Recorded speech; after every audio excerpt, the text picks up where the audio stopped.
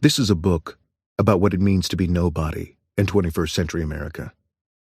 To be nobody is to be vulnerable. In the most basic sense, all of us are vulnerable. To be human is to be susceptible to misfortune, violence, illness, and death.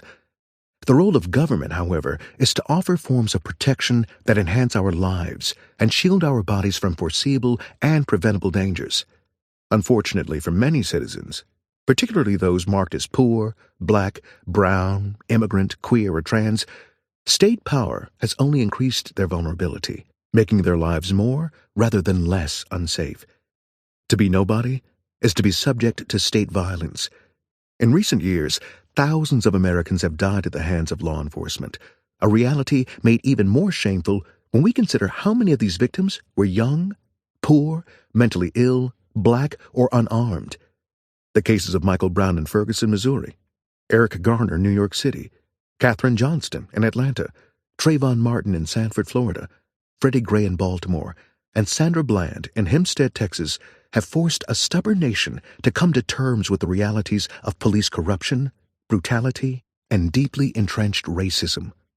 While media coverage and global activism have turned these individuals into household names, they are not, sadly, exceptional.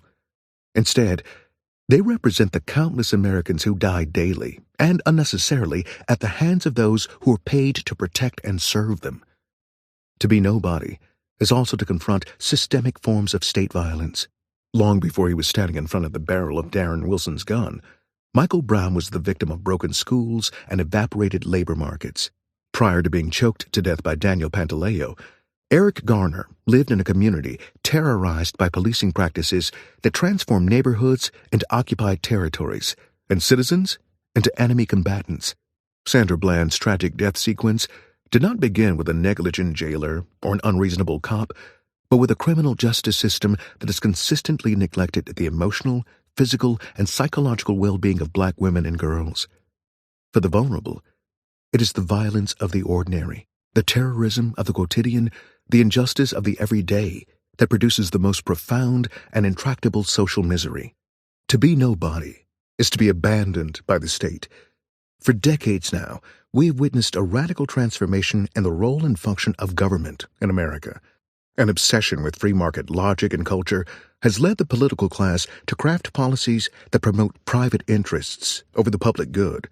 As a result, our schools, our criminal justice system, our military, our police departments, our public policy, and virtually every other entity engineered to protect life and enhance prosperity have been at least partially relocated to the private sector.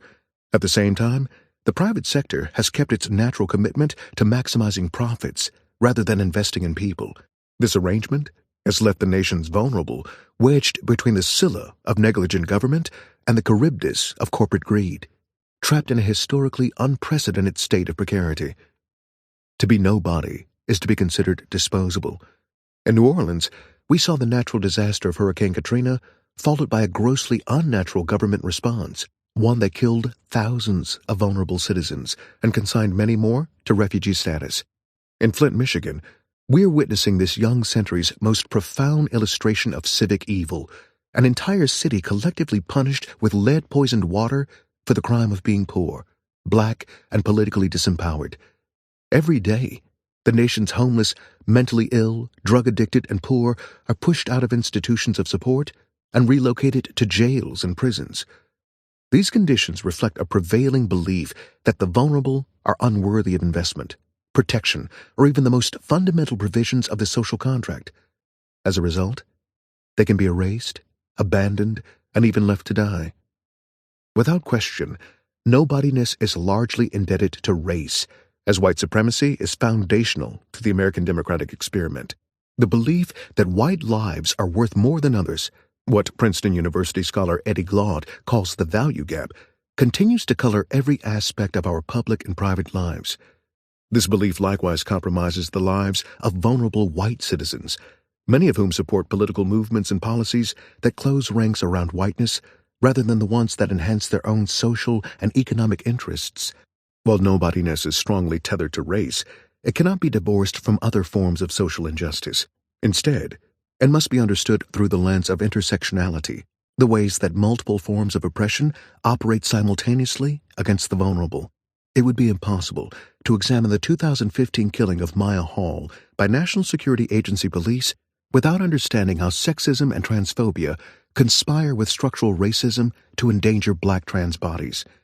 We cannot make sense of Sandra Bland's tragic death without recognizing the impact of gender and poverty in shaping the current carceral state.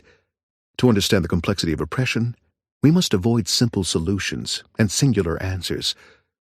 Despite the centrality of race within American life, nobodiness cannot be understood without an equally thorough analysis of class.